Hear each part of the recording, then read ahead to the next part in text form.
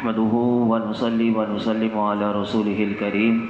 اما بعد فاعوذ بالله من الشیطان الرجیم بسم اللہ الرحمن الرحیم رب هب لی حکما والحقنی بالصالحین، اے میرے رب مجھے حکمت عطا کر اور مجھے ان سے ملا دے جو تیرے خاص قرب کے لائق بندے ہیں۔ حضرت ابراہیم علیہ السلام نے اپنی قوم کے لوگوں کو اللہ کی تعریف اور توصیف بیان کرنے کے بعد اب دعا مانگی، اے میرے رب مجھے حکم عطا کر اور مجھے ان سے ملا دے جو تیرے خاص قرب کے لائق بندے ہیں۔ آیت میں جو حکم ہے مفسرین فرماتے ہیں کہ اس سے مراد، اس میں ایک قول یہ ہے کہ علم کی دعا مانگی کہ مجھے علم عطا کر، اور دوسرا قول اس کے بارے میں یہ ہے کہ مجھے حکمت عطا کر، اور قرب کے خاص لائق بندوں سے مراد انبیاء کرام علیہم السلام ہیں، اور اللہ رب العالمین نے آپ کی یہ دعا قبول کی اور آپ کو اس کی بشارت قرآن کے سورہ بقرہ میں اللہ رب العالمین نے ارشاد فرمایا وَإِنَّهُ فِي الْآخِرَةِ لَمِنَ الصَّالِحِينَ، بے شک وہ آخرت میں ہمارا خاص قرب پانے والوں میں سے ہے۔ اب دیکھیے اللہ کی بارگاہ میں دعا بھی مانگی،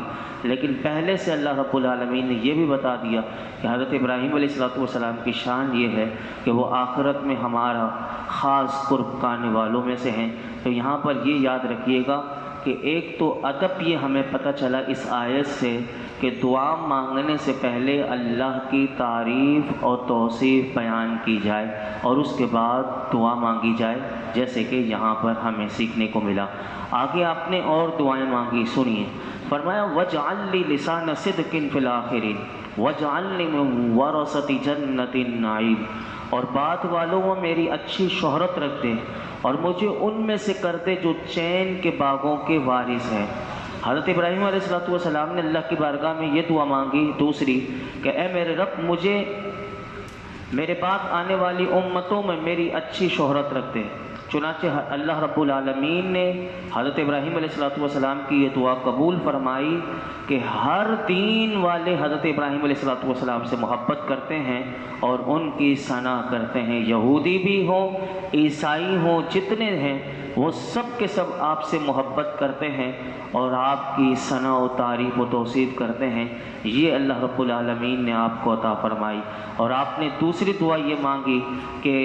دنیا کی سعادت طلب کرنے کے بعد آپ نے آخرت کی سعادت طلب کی اور اللہ سے یہ دعا مانگی اے اللہ مجھے ان لوگوں میں سے کر دے کہ جنہیں تو اپنے فضل و کرم سے چین کے باغوں میں اور نعمت کی جنت کا وارث بنا دے گا۔ تو یہاں سے یہ معلوم ہوا کہ اللہ سے قیامت کے دن جنت کے ملنے کی دعا کرنا یہ حضرت ابراہیم علیہ السلام کی سنت ہے۔ اگر کوئی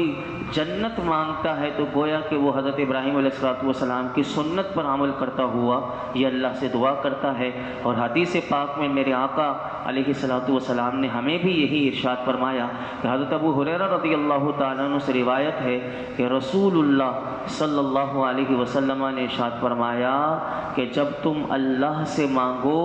تو اس سے جنت الفردوس کا سوال کرنا، کیونکہ یہ جنت کا درمیانی حصہ اور اعلیٰ درجہ ہے اور اسی کے اوپر اللہ کا عرش ہے اور جنت کی ساری نہریں اسی سے نکلتی ہیں۔ تو میرے آقا نے فرمایا کہ تم جب بھی اللہ سے مانگو تو جنت الفردوس مانگو، اور انبیاء علیہم السلام اور اکابر بزرگان دین وہ جنت کی طلب میں جو دعائیں مانگتے تھے اس سے مراد کیا ہے؟ تو اس کا جواب بھی مفسرین نے بڑا خوبصورت دیا کہ اس سے مراد جنت میں در حقیقت اللہ کا دیدار ہے اور اس کی ملاقات ہے۔ اس وجہ سے جنت مانگی جاتی ہے کہ جنت میں اللہ کا دیدار بھی ہوگا اور اس کی ملاقات بھی ہوگی۔ اسی لیے ہمیں کہا گیا کہ جو اللہ سے ملنے کی امید رکھتا ہے تو پھر وہ ایسے کام بھی کرتا ہے۔ اب آئیے میں آپ کو وہ جو کل میں نے آپ کو کہا تھا ایک حدیث پاک میں آپ کے سامنے رکھوں گا، اور یہ حدیث پاک در منصور کی تفسیر میں یہ حدیث پاک موجود ہے۔ حضرت سمورہ بن جندب رضی اللہ تعالیٰ عنہ سے روایت ہے کہ نبی اکرم صلی اللہ علیہ وسلم نے ارشاد فرمایا جب بندہ فرض نماز کے لیے وضو کرے گھر پر، مسجد میں نہیں، فرمایا جب بندہ فرض نماز کے لیے وضو کرے اور اچھی طرح وضو کرے، میرے آقا فرماتے ہیں وضو کرے لیکن اچھی طرح وضو کرے، اور پھر مسجد کے جانے کے ارادے سے اپنے گھر کے دروازے سے نکلے اور وہ یہ کہے،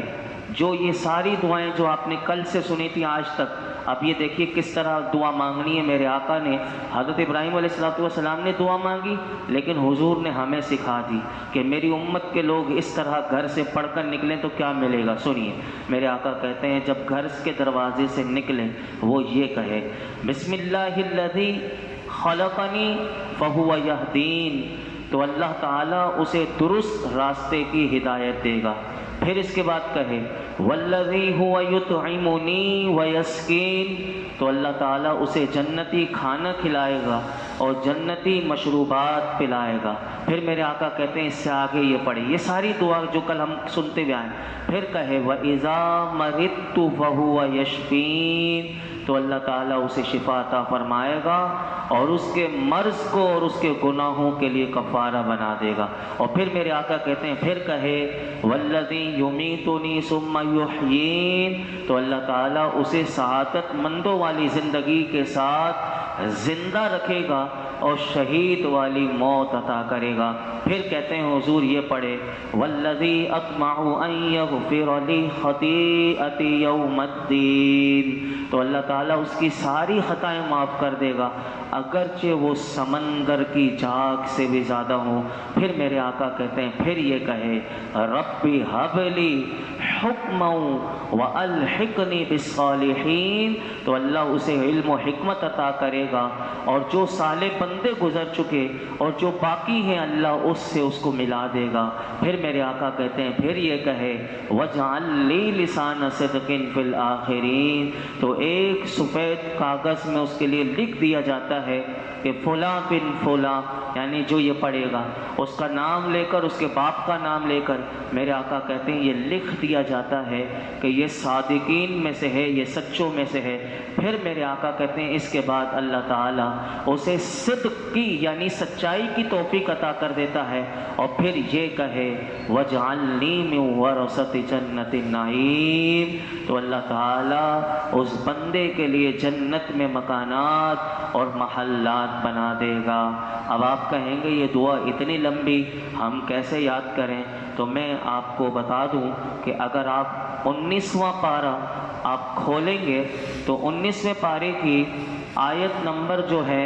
وہ 78، سورۃ الشعراء، سورۃ الشعراء کی آیت نمبر 78 سے لے کر اور آیت نمبر 85 تک یہ یاد کرنی پڑے گی۔ 78 سے لے کر 75 تک یہ پوری وہی دعائیں ہیں، صرف اس میں ایک لفظ کا اضافہ ہوا بسم اللہ، بس یہ اضافہ ہوا، باقی وہی سیم ٹو سیم جیسے قرآن میں لکھا ہوا ہے وہی دعا ہے، لیکن حضور نے ہر آیت کا الگ الگ بتا دیا کہ یہ اس طرح پڑھتا ہوا وہ جا رہا ہوگا، یعنی ساری اسے جنت کی یہ ساری برکتیں مل جائیں گی۔ یعنی جو گھر سے یہ پڑھ کر نکلے، ابھی آپ نے حدیث پاک سن لی، اب کیسے پڑھے گا میں ایک دفعہ پڑھ کر بتا دیتا ہوں۔ اب گھر سے نکلا تو اس نے آیت نمبر 78 سے لے کر 85 تک زبانی یاد کر لی ہے، یا اس نے قرآن آج کل کیونکہ سب کے پاس موبائل اینڈرائڈ ہے تو اس میں اس نے اس آیت کی پکچر لے لی، اب وہ گھر سے نکلا تو وہ اس طرح پڑھے گا بسم اللہ الذی خلقنی فہو یہدین والذی هو یطعمنی ویسقین واذا مرضت فهو یشفین والذی یمیتنی ثم یحیین والذی اطمع ان یغفر لی خطیئتی یوم الدین رب هب لی حکما والحقنی بالصالحین واجعل لی لسان صدق فی الآخرین واجعلنی من ورثة جنة النعیم۔ 20 سے 25 سیکنڈ میں ختم ہو گئی۔ یہ 20 سے 25 سیکنڈ میں بندہ یہ گھر سے نکلے گا، ایک سیڑھی بھی نہیں اترے گا اور یہ دعا پڑھ لے گا۔ اللہ ہمیں یہ دعا پڑھنے کی توفیق عطا فرمائے اور یہ جو برکتیں ہیں اللہ ہمیں عطا فرمائے۔ اب آگے سنیے، فرمایا وَاغْفِرْ لِأَبِي إِنَّهُ كَانَ مِنَ الضَّالِّينَ، اور میرے باپ کو بخش دے، بے شک وہ گمراہوں میں سے ہے۔ حضرت ابراہیم علیہ السلام نے ایک دعا مانگی، اے میرے رب میرے باپ کو توبہ اور توفیق، ایمان کی توفیق عطا کر کے اسے بخش دے، بے شک وہ گمراہوں میں سے ہیں۔ اب یہ آپ نے دعا کیوں کی تھی؟ یہ تبلیغ کرتے وقت آپ نے اپنے چچا، جس کو قرآن، کیونکہ چچا کے لیے بھی باپ کا لفظ آتا ہے، تو آپ نے اپنے چچا سے یہ وعدہ کر لیا تھا کہ اس چچا نے آپ سے وعدہ کیا تھا کہ میں ایمان لے کر آ جاؤں گا، لیکن جب آپ پر یہ ظاہر ہو گیا کہ آزر جو آپ کا چچا ہے اب وہ ایمان نہیں لائے گا اور وہ اللہ کا دشمن ہے اور اس نے جو آپ سے وعدہ کیا ہے وہ جھوٹا ہے، تو آپ اس سے بیزار ہوئے۔ یہاں پر 19ویں پارے میں ہے کہ آپ نے اپنے والد کے لیے مغفرت کی دعا مانگی کہ میرے باپ کو بخش دے، بے شک وہ گمراہوں میں سے ہے، لیکن 11ویں پارے میں اللہ تعالیٰ نے اس بات کو بتا دیا کہ آپ نے بیزاریت کا اظہار کر دیا، اور وہ قرآن بتاتا ہے وَمَا كَانَ اسْتِغْفَارُ إِبْرَاهِيمَ لِأَبِيهِ إِلَّا عَن مَّوْعِدَةٍ وَعَدَهَا إِيَّاهُ فَلَمَّا تَبَيَّنَ لَهُ أَنَّهُ عَدُوٌّ لِلَّهِ تَبَرَّأَ مِنْهُ۔ ابراہیم کا اپنے باپ کی مغفرت کی دعا کرنا صرف ایک وعدے کی وجہ سے تھا۔ یہ یاد رکھیے گا، قرآن لوگ پڑھتے ہیں لیکن ایک آیت پڑھتے ہیں، پیچھے کا بھی پتہ ہونا چاہیے۔ اب 19واں پارہ پڑھ رہا ہے تو اسے 11ویں پارے والی بات بھی پتہ ہونی چاہیے کہ وہاں اللہ نے بتا دیا۔ اب یہ دیکھیے، ابراہیم کا اپنے باپ کی مغفرت کی دعا کرنا صرف ایک وعدے کی وجہ سے تھا جو انہوں نے اس سے کر لیا تھا۔ پھر جب ابراہیم کے لیے واضح ہو گیا کہ وہ اللہ کا دشمن ہے تو تبرأ منہ، تو آپ اس سے بیزار ہو گئے، تو یہاں سے یہ بات پتہ چلی۔ اور پھر اللہ کی بارگاہ میں آپ نے دعا کی، کیا دعا کی قرآن پھر بتاتا ہے، آپ نے دعا کی وَلَا تُخْزِنِي يَوْمَ يُبْعَثُونَ يَوْمَ لَا يَنفَعُ مَالٌ وَلَا بَنُونَ إِلَّا مَنْ أَتَى اللَّهَ بِقَلْبٍ سَلِيمٍ۔ اس کی آیت کی تفسیر کر کے میں اپنی گفتگو کو سمیٹتا ہوں۔ آپ نے فرمایا مجھے اے میرے مولا اس دن رسوا نہ کرنا کہ جس دن سب اٹھائے جائیں گے، کہ جس دن نہ مال کام آئے گا نہ بیٹے، مگر وہ جو اللہ کے حضور قلب سلیم لے کر حاضر ہوگا، سلامت والا دل لے کر حاضر ہوگا۔ ان 3 آیات کا مختصر خلاصہ یہ ہے کہ حضرت ابراہیم علیہ السلام نے یہ دعا مانگی، اے میرے رب مجھے قیامت کے دن رسوا نہ کرنا کہ جس دن سب لوگوں کو اٹھایا جائے گا اور اس دن نہ مال کام آئے گا نہ بیٹے کام آئیں گے، مگر وہ کون سے بیٹے کون سا مال کیا کام نہیں آئے گا، اس دن جو اللہ کے حضور کفر، شرک، نفاق سے سلامت والا دل کے ساتھ حاضر ہوگا یہ کام آئے گا۔ لیکن جس کے دل میں کفر ہوگا، شرک ہوگا، نفاق ہوگا اور نفاق والا دل لے کر حاضر ہوگا تو وہ نہیں بچ پائے گا۔ تو یہاں پر فرمایا کہ وہ مال کہ جس مال کو اللہ کی راہ میں دیا اور اللہ کے لیے دیا تو وہ اولاد بھی کام آئے گی کہ جو نیک تھی بچپن میں، جس کو چھوڑ کر دنیا میں نیک گیا تھا، اور مال وہ تھا کہ جس کو حلال طریقے سے کمایا اور اللہ کی راہ میں دیا، وہ مال اللہ کی راہ میں بھی وہ قیامت کے دن وہ کام آئے گا۔ تو یہاں پر یہ جو بات تھی علماء نے اس کو لکھا کہ کافر اور مشرک جو بھی دنیا میں نیک کام کر لیں، جتنے بھی NGOs والے ہیں وہ جتنے بھی اچھے سے اچھا کام کر لیں،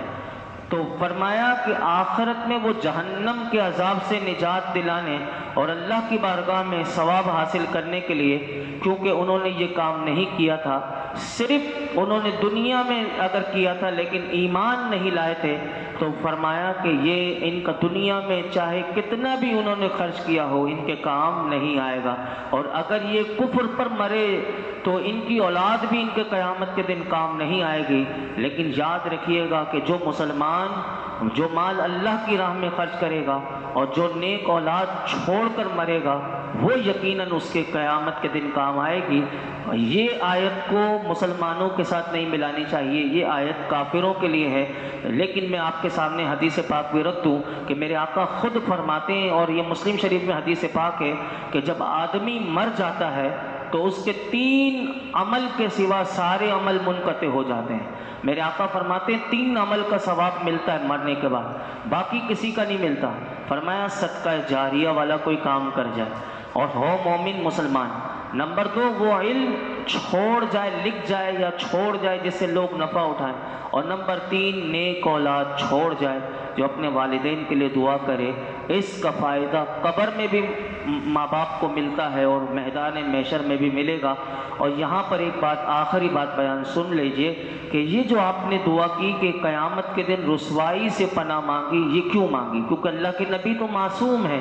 اور ان کو تو قیامت کے دن اللہ رب العالمین کیا عزت عطا فرمائے گا، پھر یہ دعا کیوں مانگی؟ یہ سوال ذہن میں آتا ہے کہ آپ نے اللہ کی بارگاہ میں کہا کہ اللہ قیامت کے دن کی رسوائی سے بچانا، تو اس سے علماء کہتے ہیں یہ دعا میں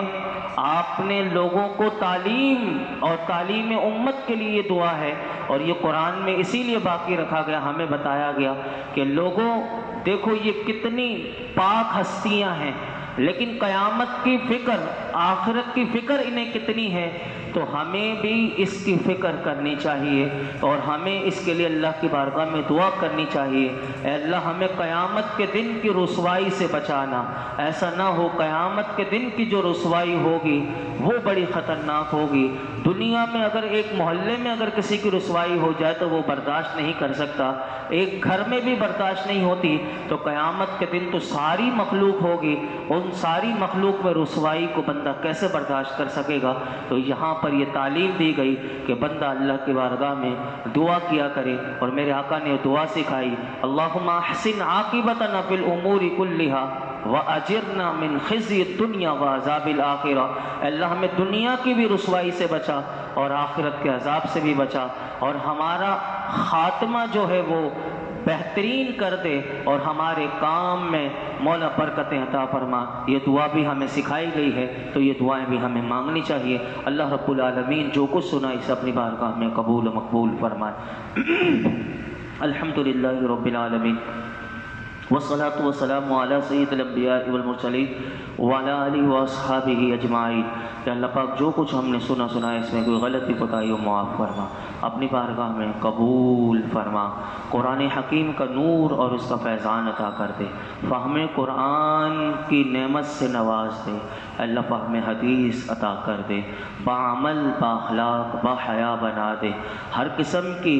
برائی گناہ سے بچا لے، یا اللہ اپنے فضل و کرم سے ہم سب کو بھی جنت الفردوس عطا فرما، ہمارے ماں باپ کو عطا فرما، اے اللہ جہنم سے پناہ دے دے، اللہ جہنم سے پناہ دے دے، قیامت کے دن کی رسوائی سے بچا لے، قبر کی وحشت سے بچا لے، موت کی تکلیف سے بچا لے، اے اللہ تو ہم سے راضی ہو جا، ہمارا خاتمہ ایمان پر فرما، آج تک جتنی دعائیں کی ہیں آئندہ کریں گے سب دعاؤں کو قبول فرما، وصلی اللہ تعالی علی خیر خلقہ محمد وعلی آلہ۔